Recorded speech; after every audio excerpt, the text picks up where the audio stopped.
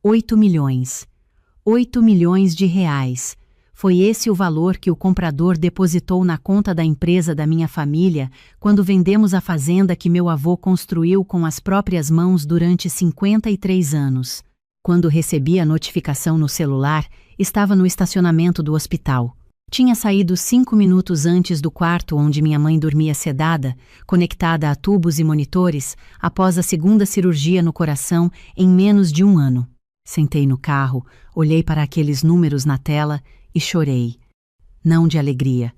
Chorei porque sabia que, se minha mãe ainda estivesse bem, jamais teríamos vendido.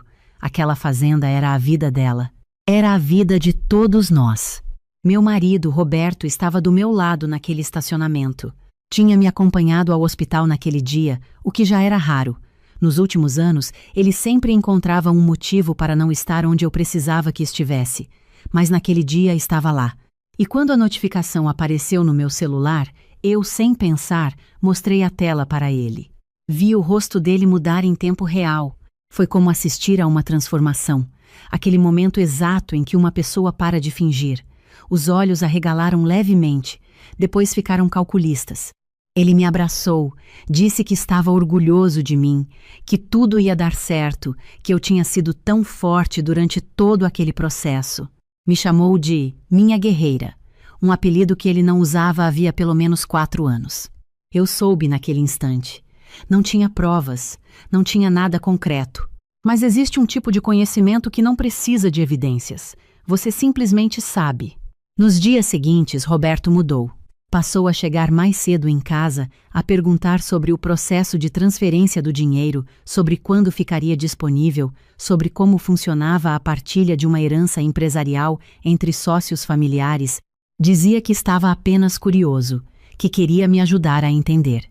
Ele, que em 19 anos de casamento, nunca tinha demonstrado o menor interesse pelas questões financeiras da minha família, de repente queria entender cada detalhe. Comecei a prestar atenção nas pequenas coisas. O celular virado para baixo quando tocava. As saídas para o escritório, nos fins de semana. A forma como desconversava quando eu perguntava sobre os planos que faríamos juntos.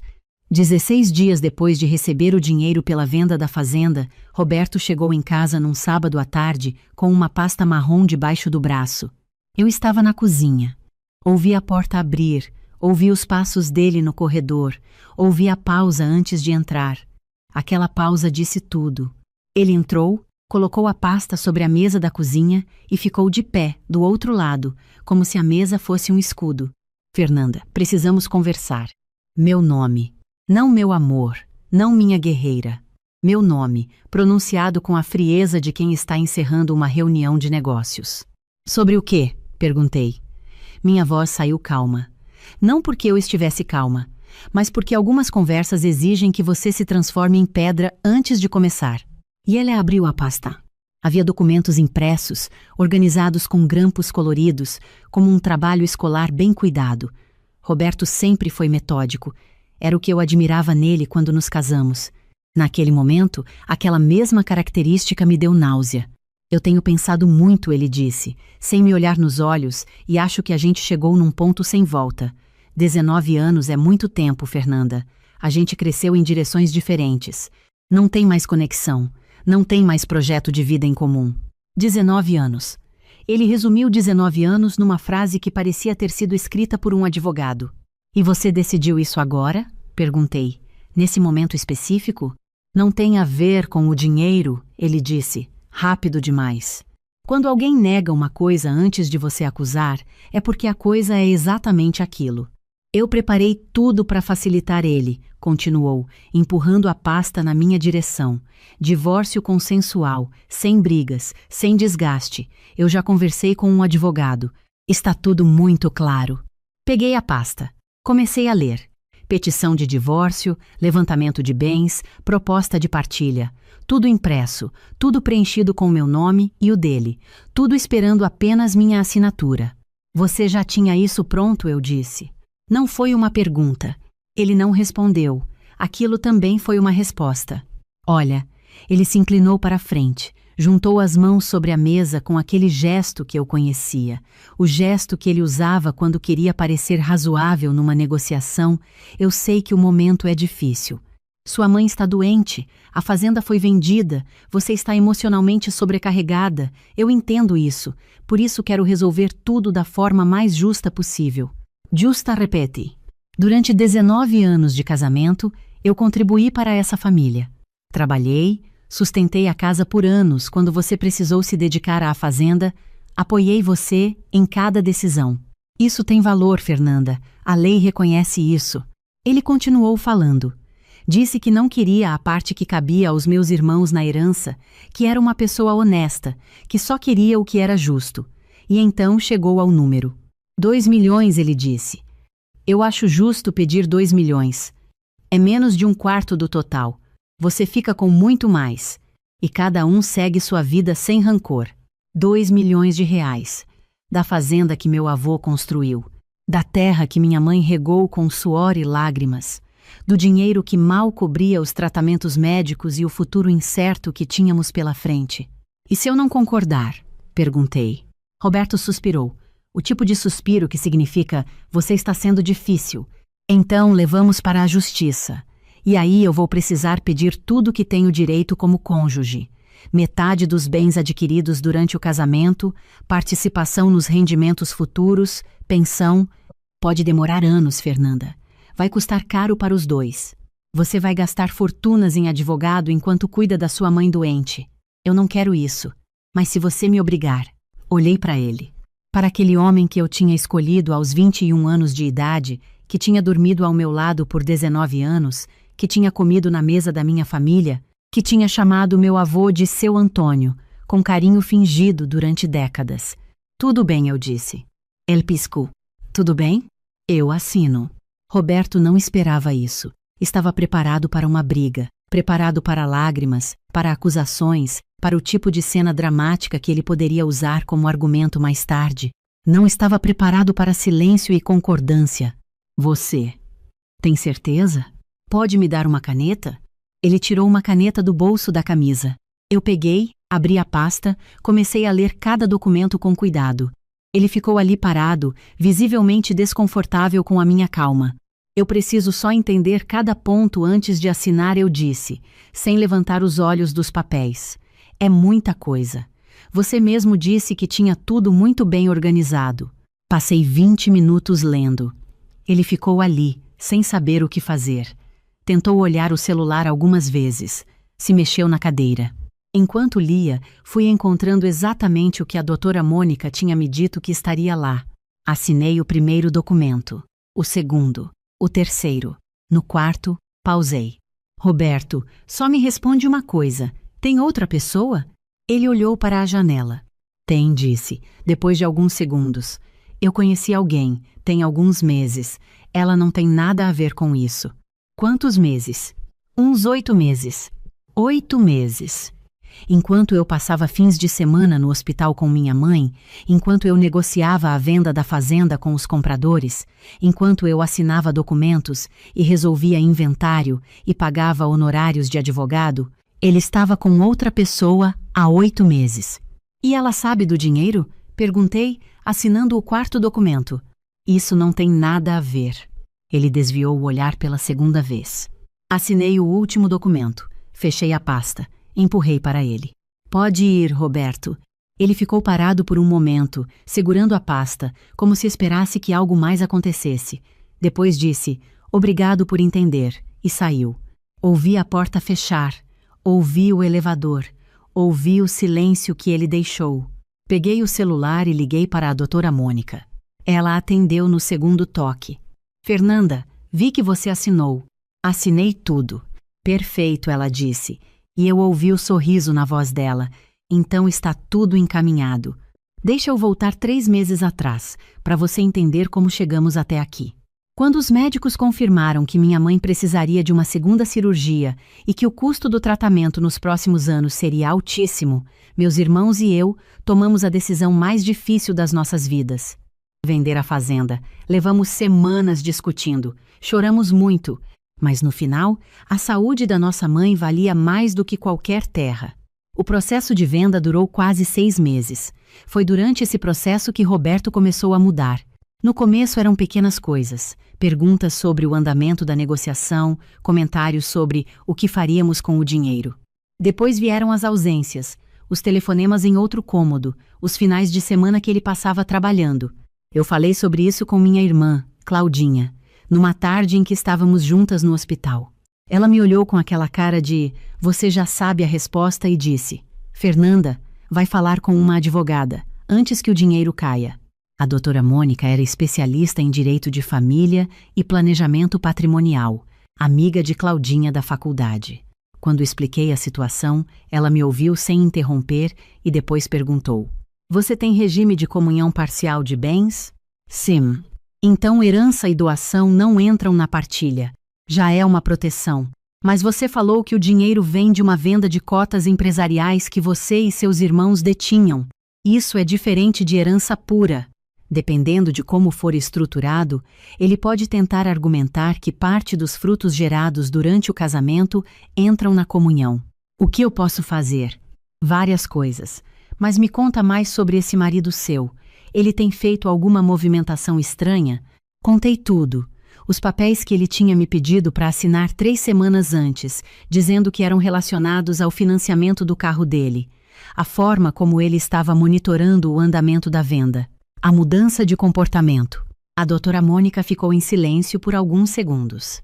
"Você ainda tem esses papéis que assinou?" "Tirei foto de tudo antes de devolver." "Manda para mim agora." Mandei. 3 minutos depois ela me ligou de volta. "Fernanda, isso não é financiamento de carro. Isso é uma declaração de separação de bens com cláusula retroativa. Se ele usar isso da forma que eu acho que pretende usar, vai tentar argumentar que vocês já tinham, na prática, separado os patrimônios. Mas tem um detalhe interessante." "Qual?"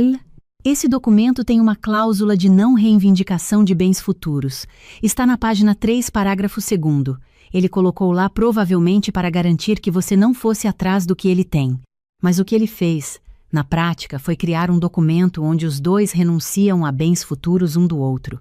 Levei 1 segundo para entender. "Então, se ele usar esse documento para se proteger, ele também estará se protegendo de si mesmo." "Exatamente. Mas vamos além disso. Vamos criar uma estrutura que proteja você independente do que ele tente." Passamos as semanas seguintes trabalhando com a Drontaro Mônica. Criamos uma holding familiar junto com meus irmãos, onde o dinheiro da venda entraria diretamente. Como o dinheiro nunca passou pela minha conta pessoal, nunca foi tecnicamente um bem meu individualmente durante o casamento. Era um bem da holding, da qual eu era sócia. A holding existia antes do casamento ter chegado naquele ponto crítico. "É completamente legal, Adrobia." Mônica me explicou, e é exatamente o tipo de planejamento que famílias com patrimônio fazem o tempo todo. Não é fraude, não é ocultação, é organização patrimonial. Quando Roberto me trouxe os papéis do divórcio, eu já sabia exatamente o que estava em cada cláusula, porque a Drar Mônica tinha me explicado o que ele provavelmente tentaria usar. E de fato lá estavam as cláusulas que ela havia previsto. E lá estava também, na proposta dele, a renúncia formal a qualquer bem recebido por doação, herança ou transferência empresarial familiar. Ele tinha colocado aquilo para garantir que eu não pudesse reivindicar nada que fosse dele, mas o que ele fez foi renunciar a qualquer participação na holding. Assinei tudo sorrindo por dentro. Nos dias seguintes ao divórcio, Roberto mandou algumas mensagens educadas, perguntando sobre a transferência, dizendo que sabia que era difícil, mas que tínhamos feito a coisa certa. Uma vez ligou para dizer que estava torcendo por minha mãe. No 5º dia, ele apareceu em casa para buscar o restante das roupas. Veio acompanhado. Ela se chamava Patrícia. Era mais jovem, bem vestida, com uma bolsa que eu reconheci como de marca cara. Ficou na entrada enquanto Roberto entrava. Eu ofereci água para ela por educação. Ela recusou, olhando ao redor do apartamento com aquele olhar de quem está avaliando um imóvel. Roberto encheu 2 malas. Antes de sair, parou no corredor. "O dinheiro vai cair na sua conta essa semana, certo?" "O processo está em andamento", respondi. "Porque a gente tem passagem marcada", ele disse, baixinho, como se Patrícia não pudesse ouvir, para Lisboa. "Daqui a 10 dias." "Lisboa. Com o meu dinheiro. Com o dinheiro da fazenda do meu avô. Boa viagem, eu disse. Eles saíram. Ouvi Patrícia comentar alguma coisa no corredor sobre o apartamento ser menor do que ela imaginava.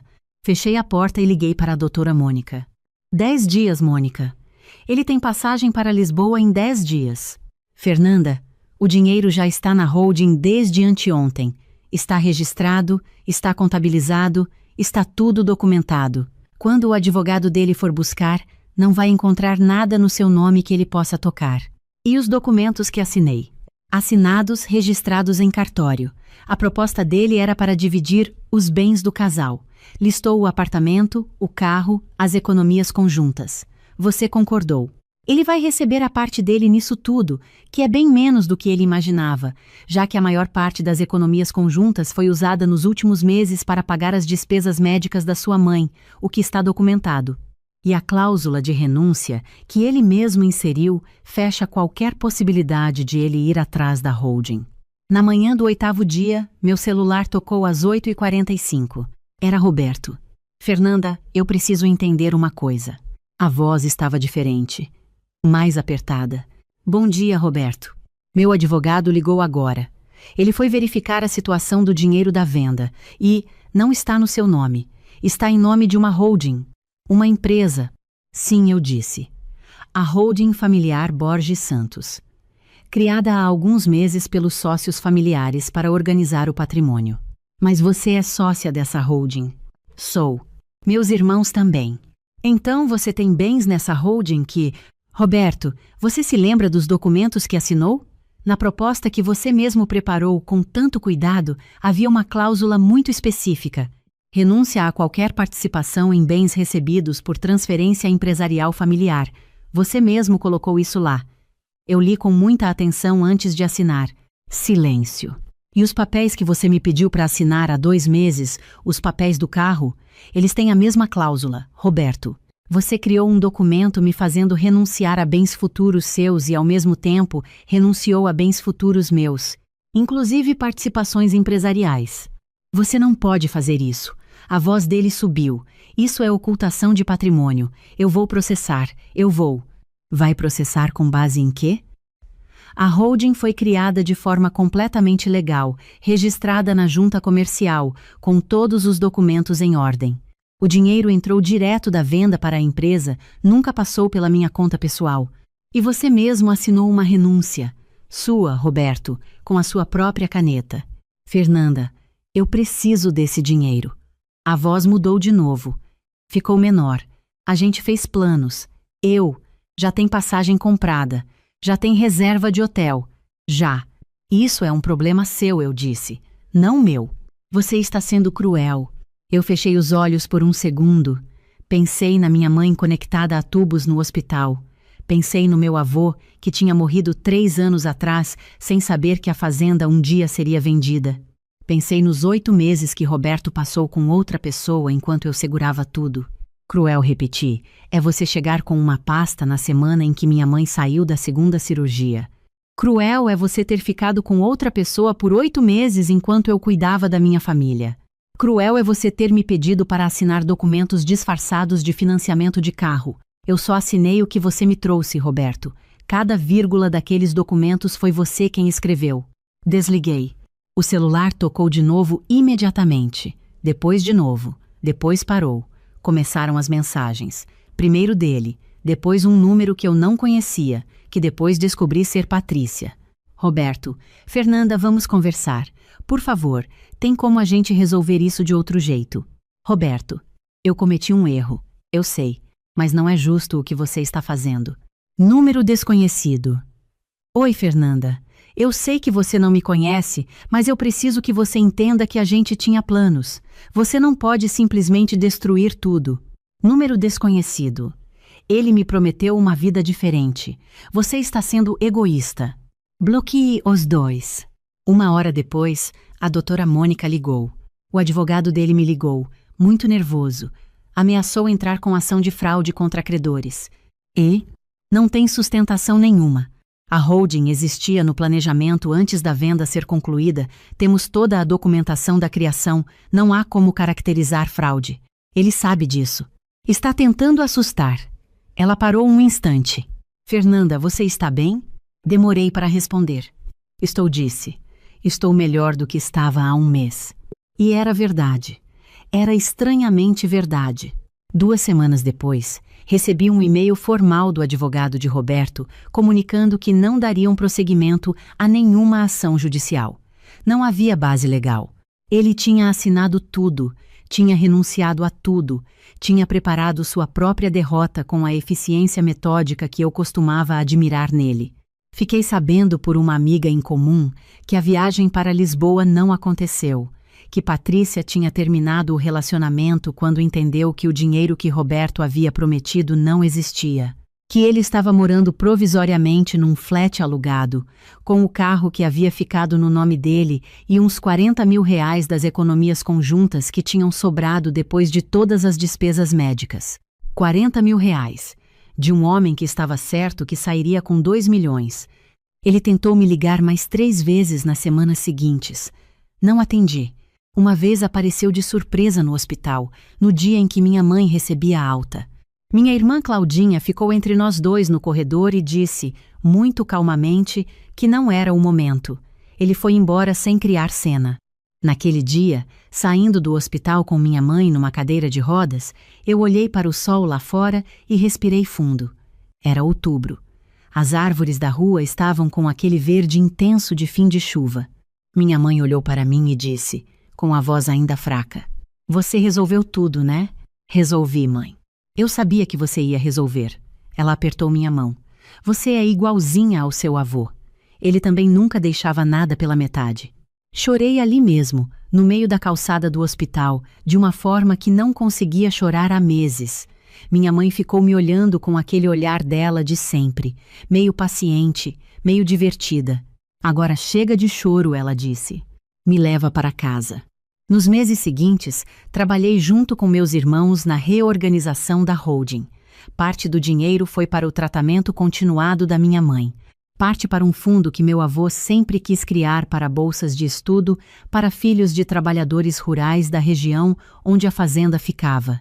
Era um sonho antigo dele, que ele nunca tinha conseguido realizar em vida. Nós realizamos por ele.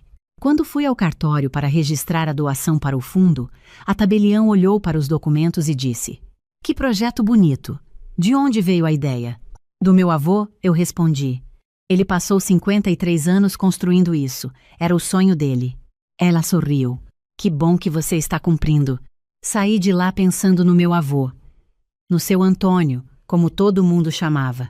Um homem que tinha chegado à fazenda sem nada, com 22 anos, e tinha transformado terra árida em algo que durou gerações, que tinha criado filhos e netos com uma combinação de rigor e ternura que eu só entendi muito depois de adulta. Algumas semanas depois fui ao cemitério. Levei flores que minha mãe tinha pedido, aquelas que ela sabia que ele preferia. Fiquei um tempo ali em silêncio. Não falei em voz alta. Mas por dentro eu disse, "Obrigada por me ensinar, mesmo sem palavras, que patrimônio não é só dinheiro, que o que você constrói importa menos do que como você constrói, que as pessoas que ficam ao seu lado nos momentos difíceis são as únicas que merecem estar ao seu lado nos momentos bons." O vento passou entre as árvores do cemitério, aquele vento suave de fim de tarde que parece não ter origem certa. Fiquei pensando que ele teria gostado de saber que o fundo de bolsas estava sendo criado, que teria balançado a cabeça com aquele jeito dele, sem dizer muito, mas com um sorriso no canto da boca. Roberto me mandou uma mensagem no dia do meu aniversário, uma única linha. "Eu errei. Espero que você seja feliz." Fiquei olhando para ela por alguns minutos. Depois guardei o celular sem responder. Não porque quisesse magoá-lo, não porque quisesse que ele ficasse mal, mas porque existem capítulos que, quando fechados, não precisam ser reabertos. E eu tinha aprendido, da forma mais custosa possível, que gentileza mal direcionada pode te custar anos da sua vida. Hoje, quando olho para trás, o que sinto não é raiva. É uma coisa mais difícil de nomear, é uma espécie de clareza. Como quando você ajusta o foco de uma câmera e de repente tudo que estava embaçado ganha contornos nítidos. Eu tinha 40 anos quando aquilo tudo aconteceu. 40 anos e 19 de casamento. E o que aprendi naqueles dias não foi sobre dinheiro, não foi sobre direito de família, não foi sobre holding ou cláusula contratual. O que eu aprendi foi que existe uma diferença entre confiar em alguém e se abandonar para alguém. Que cuidar de uma pessoa não significa deixar de cuidar de si mesma. Que minha avó sempre dizia que mulher que depende de aprovação do marido para se sentir segura nunca está realmente segura, e eu achei que aquilo era coisa de geração dela, e não era. Minha mãe está bem. Faz fisioterapia 3 vezes por semana. Reclamou na semana passada que a fisioterapeuta é jovem demais e não sabe do que está falando. Eu disse que isso é bom sinal, que quando ela perde a vontade de discutir com todo mundo é que eu começo a me preocupar. Ela riu. Aquela risada dela, um pouco rouca, muito dela. Meus irmãos e eu nos reunimos mensalmente agora para acompanhar a gestão da holding. Claudinha diz que é a única reunião de família que ela não teme. Meu irmão mais novo, o Pedro, aprendeu a fazer ata e leva a sério demais, o que me faz rir sempre. E eu? Voltei a trabalhar no que eu gosto. Sou arquiteta há 15 anos, mas nos últimos anos da fazenda eu tinha abandonado quase tudo para ajudar com a gestão. Agora tenho um escritório pequeno, 2 sócios que eu respeito, projetos que me interessam. Acordo cedo, durmo no horário certo, como o jantar em paz. Às vezes, Roberto ainda aparece nos meus pensamentos. Não com raiva, não com saudade. Aparece como um aprendizado com rosto, como uma prova que eu precisei passar para entender quem eu sou quando estou sozinha. E quem eu sou sozinha, descobri, é suficiente. Mais do que suficiente. Certa noite, alguns meses depois de tudo aquilo, eu estava na varanda do apartamento com uma taça de vinho, olhando para as luzes da cidade. Minha filha, a Beatriz, que mora em São Paulo, tinha ligado mais cedo para perguntar como eu estava. Tinha 18 anos, e aquela seriedade de quem ainda acha que pode proteger a mãe. Você está bem de verdade, mãe? Ela perguntou. Estou bem de verdade, eu disse. Você não precisa ficar bem só por mim, sabe? Pode falar se não estiver. Pensei por um momento na resposta certa. B. Quando tudo aquilo aconteceu, a primeira coisa que eu pensei foi que tinha falhado em alguma coisa. Que deveria ter visto mais cedo, que deveria ter agido diferente, que de alguma forma era culpa minha. Mas agora, passado um tempo, eu não penso mais assim. Eu penso que eu fiz o que eu devia quando devia, e isso é suficiente. Ela ficou em silêncio por alguns segundos. Você ficou mais parecida com a vovó, ela disse. Eu sorri para as luzes da cidade. Isso é o maior elogio que você poderia me dar. Existe uma coisa que nenhum dinheiro compra e nenhuma traição rouba completamente. O que você aprende sobre si mesma quando é testada. Quando alguém tenta te reduzir a um número, a uma conta bancária, a uma oportunidade, e você descobre que não é isso, que nunca foi isso. Meu avô trabalhou 53 anos numa fazenda. Não deixou bilhões. Deixou filhos que sabem trabalhar, netos que sabem se defender, uma família que quando precisa se une sem precisar pedir. Isso não tem registro em cartório. Não tem cláusula. Não tem como ser dividido em processo de divórcio. É o tipo de herança que Roberto nunca entendeu que existia, e talvez seja por isso que no fim ele saiu de mãos tão vazias. Eu saí com o suficiente. E o suficiente, descobri, é muito mais do que eu pensava.